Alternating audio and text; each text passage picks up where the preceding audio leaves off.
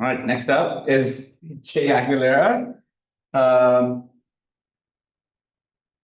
Jay grew up in Fort Lauderdale, Florida, and got a BS in Biology and Environmental Science and Policy from the University of South Florida. At USF, Jay worked as a research assistant on an urban biodiversity project and volunteered on a mangrove project in the Everglades. But he finally got the chance to work in the real Florida as an Avian Ecology intern at Archboard. That's an internal joke. I first met Jay when I gave a seminar at USF and then on a birding trip to Circle B. On the birding trip, Jay was trying to choose between bringing a camera or his binoculars. He chose the camera. Since Jay is here today, you can see that I believe in second chances. During that trip, other than the cardinal sin of choosing a camera over binos, Jay was energetic and curious and was vocal about his passion for Florida's biodiversity and its conservation. Thankfully, his enthusiasm shone through during the interviews, and the RAs liked him as well. As an intern, Jay has been excellent in the field, highly observant, and up there on the nest searching leaderboard. Even more remarkable, especially for future Jay, are the R coding skills he has gained during this independent project on de novo territories. I'll let you, I'll let Jay tell you what de novo territories are. Both Jay and Joe have been fabulous members of the lab, and you're always welcome to come visit, and we'll miss you a lot. I welcome Jay to present his research towards breakdance piece.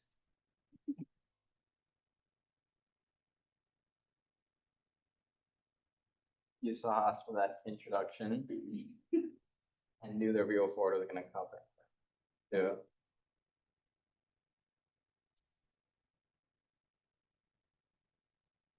hi everyone online. Hope you guys are doing good. Cool. So this is my talk. Thank you guys for coming in today. My name is Jay Aguilera, as most of you know, and I'm here to present to you Territories, Travel, and Tinder, a comparative analysis of Florida scrub jay territory acquisition. Let's get right into it. So first, let's go over some basic scrub jay facts that Joe went over a little bit. We know Florida scrub jays live in territories in cooperatively breeding family groups. We know each territory has 2 breeders, and they typically have anywhere from 0 to 4 helpers. Now, these helpers are non-breeders, but they want to become breeders. So around 2 years old, they'll start dispersing, traveling to new areas, looking for territories to acquire. So they are looking out there for those territories, waiting for breeding opportunities to open up. And how exactly are they acquiring these territories? Let's go over that a little bit right now. So these are the 4 main ways that scrub jays will acquire their territories to become breeders. And de novo is the first one listed here, and also be the focus of this project today. So this wonderful graphic shows you what a de novo territory formation will look like. We have 2 distant jays coming together to form a new territory away from either of their natal territories. For buds, it is when a non-breeder in a territory will gain breeder position by attaining a portion of the current breeder's territory.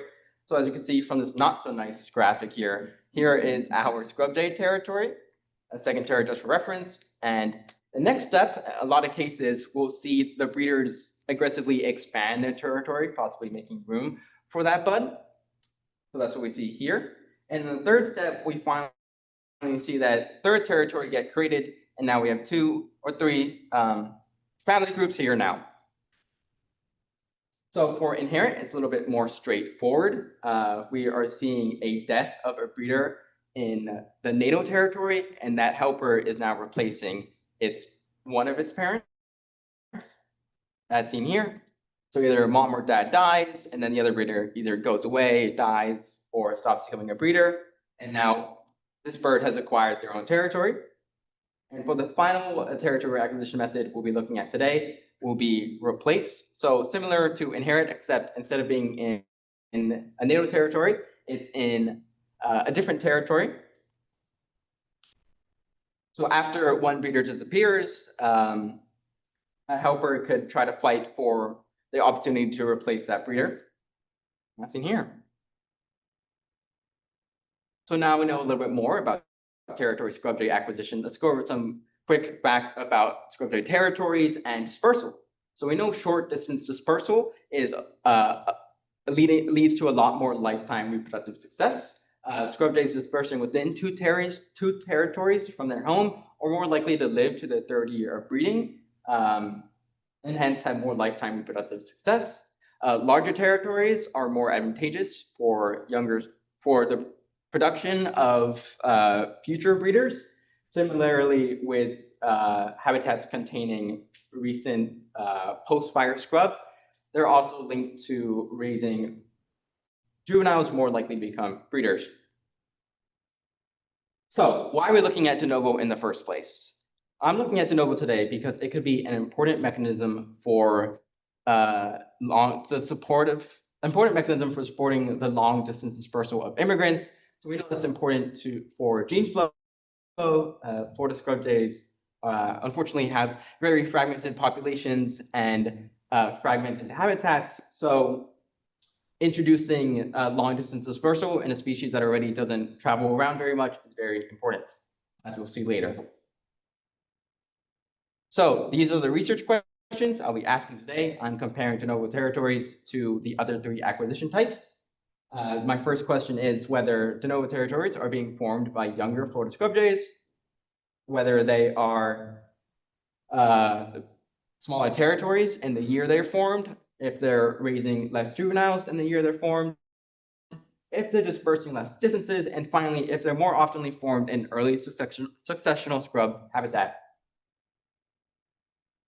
So moving on to methods, I had the awesome opportunity to use Archbold's and Avian Ecology's long-term data set from 1981 to 2025. From that, I was able to gather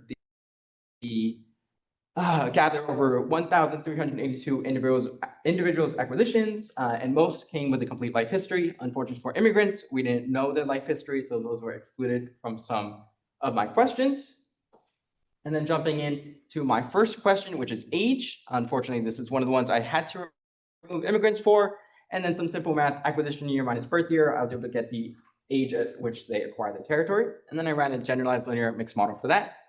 My next question, territory size. So going off a little bit more like Joe said, territories are mapped annually. So they have very clear and distinct boundaries. And if you know what you're doing, you're able to tell these very distinctive boundaries apart.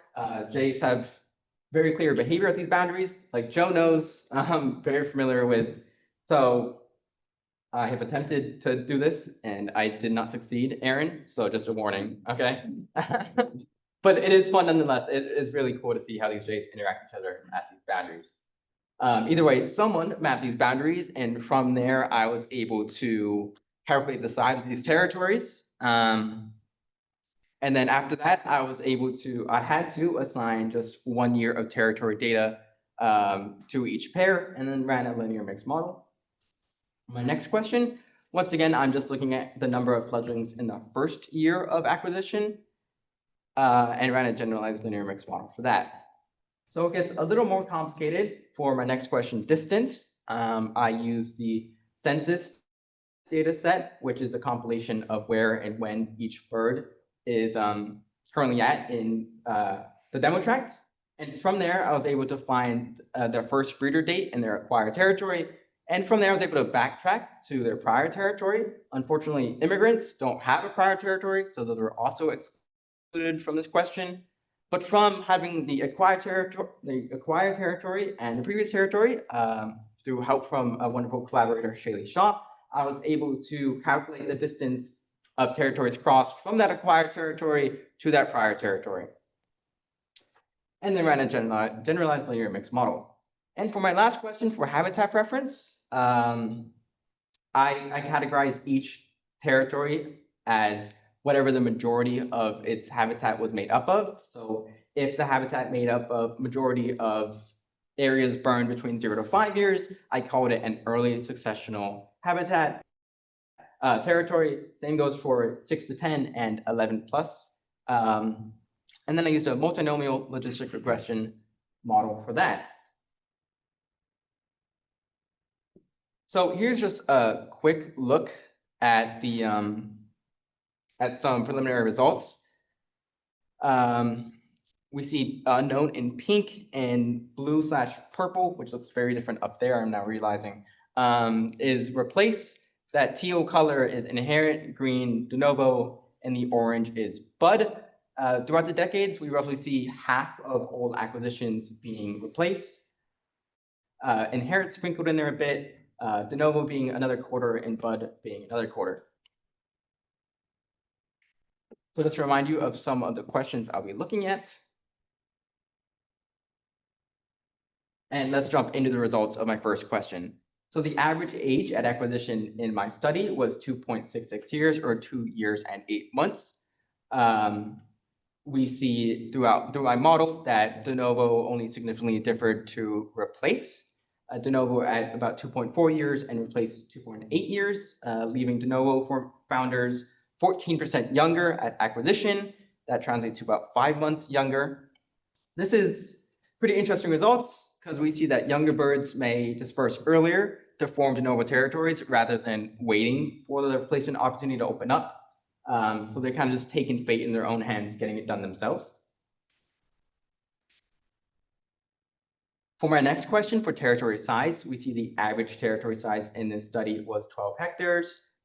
De novo was about 10 hectares, so not doing too bad for themselves. This is just their first year, remember. And my model showed that de novo significantly differed to bud and replace. Bud being 7.7 hectares, replaced at 12.7. That leaves de novo territories being 26% larger than buds and 22% smaller than replaces. So replaces being bigger than de novo is really no shock. They're older territories with more experienced birds. So they have more chances to grow. Buds being that much smaller was surprising to me. We know that, as we saw earlier, buds expansion of their territory or their formation of this territory is usually helped by breeders. They're also traveling less distances, more familiar with the habitat in the neighborhood. So it was interesting to see just how much smaller they were than de novo. Reproductive success. The first year a pair came together, they were averaging 1.33 fledglings. Once again, de novo was significantly different than replace, having 29% less fledglings, and also had a 56% higher chance for 0 fledglings in their first year. This was no surprise because de novo birds, as we saw, are forming smaller territories their first year. They're also younger birds with less life experience. They also don't have helpers. By definition, these are new territories. Replace have a chance of having helpers, which increase reproductive success. And finally, replace, by definition, will usually have a breeder from the year before, so they'll also have more reproductive experience. Moving on to distance, the average territories across in the study was 1.77. And just like the literature, we see that males traveled much less further than females. That's 25% shorter.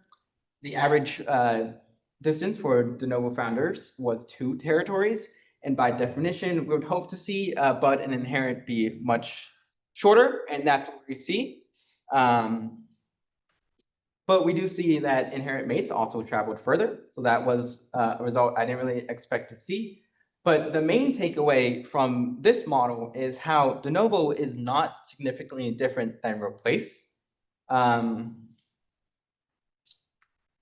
which is quite striking. That was kind of the main thing we were hoping to see, was de novo hopefully being formed by more long distance dispersals, sometimes immigrants.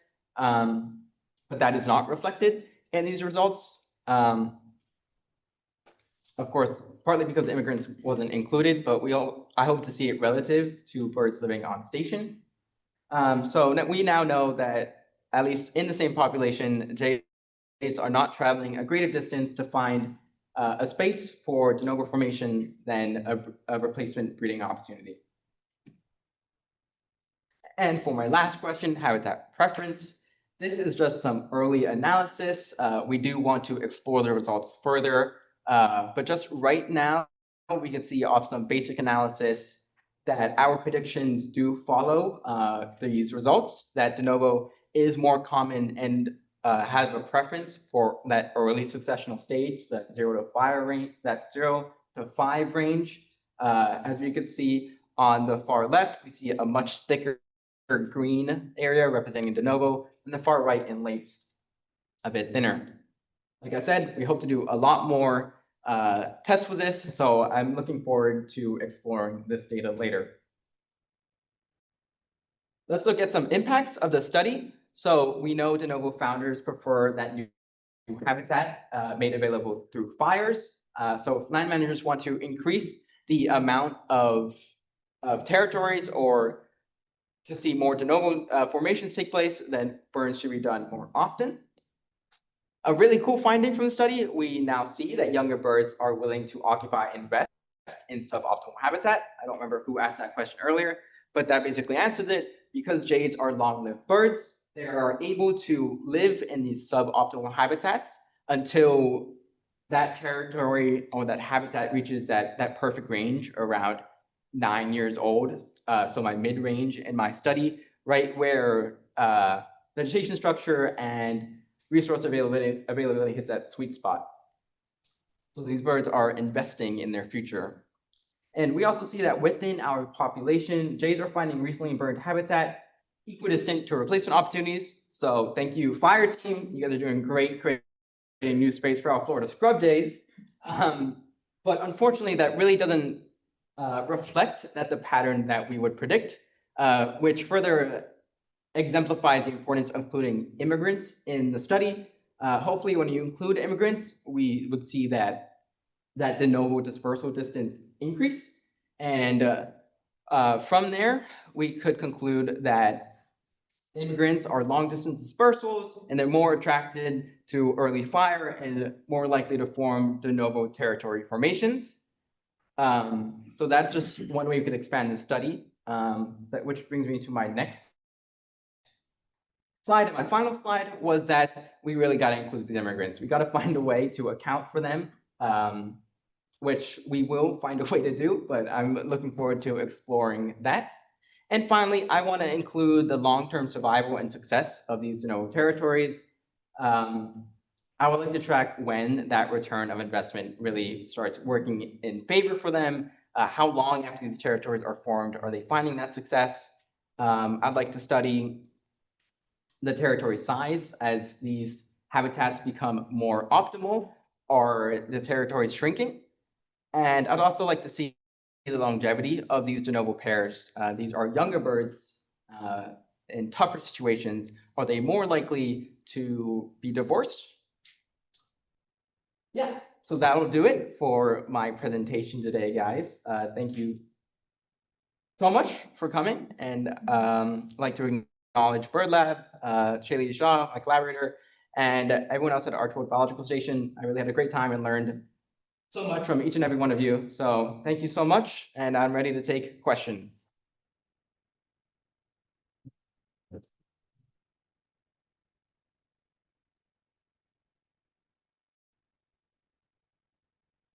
Do you think that the larger size of de novo territories compared to budding territories might have something to do with the suboptimal quality of the habitat? Yeah, absolutely. So we do know that jays do fight over recently burned scrub, but probably not this recent in that 0 to 5 range. With extensive burns, they lose a lot of their acorn crop, and that's very, very important for jay survival, and it makes it much harder to maintain your territory and just survive without those acorns. So yeah, I totally think that. Sorry, what was your question? I got lost. I totally lost track. The size comparison between bud. Yeah. So because they're so extensively burned, I do think that that plays a role in the size of the territory. No one competing it as much because I don't think no bird wants a majority of their territory that recently burned. Also, why didn't you just take the camera and the binoculars?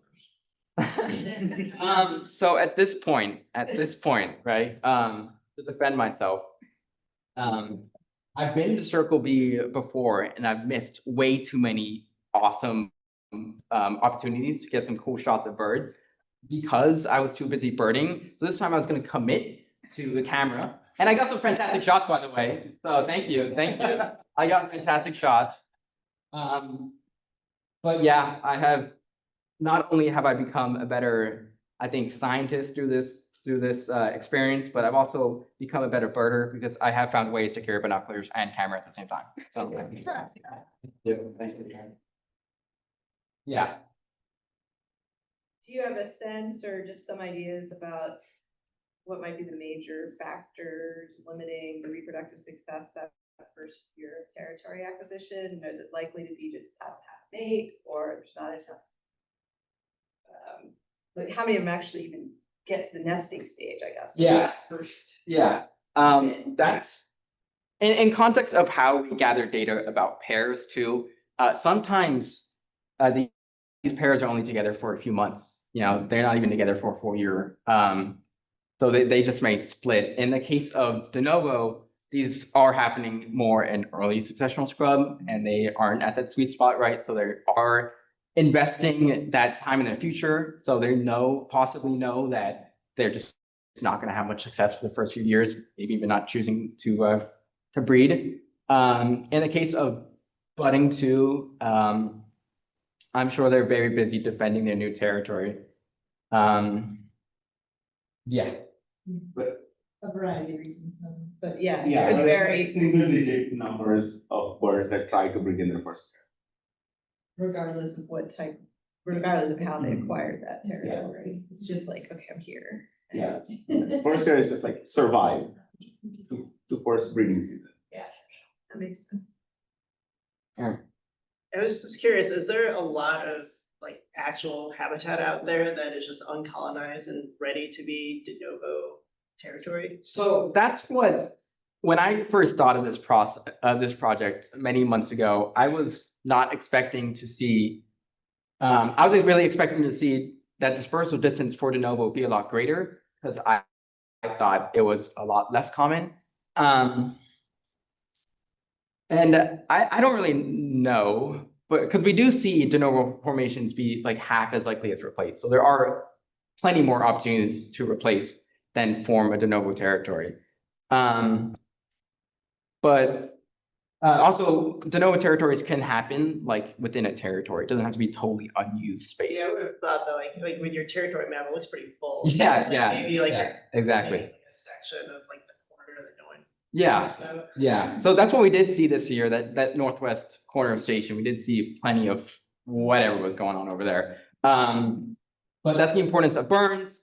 And like I previously mentioned, it doesn't have to be totally unused, like a territory that's never been used, space in a territory that's never been used before. They could kind of take over some unused portions of someone else's territory.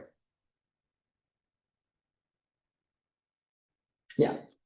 Over the period you looked at, there's been a couple mass mortality events, like around when the West Nile virus Yeah. came specifically. Is there anything noticeable in the data afterwards, higher replacement rates, let's say for the sake of argument, or did you just not see anything like that? I didn't, with such a large data set, I didn't really look into specific years like that. But I would imagine after a mass mortality event, you'd see less de novos and less buds happening with more opportunities to replace. But it would be really interesting to see how that would impact maybe the age of acquisition. You know, there's now so many more opportunities to breed. Are birds even waiting for their second year? Do they have more chances to breed the first year? Okay. Thank you guys. Let's go. Thank you so much.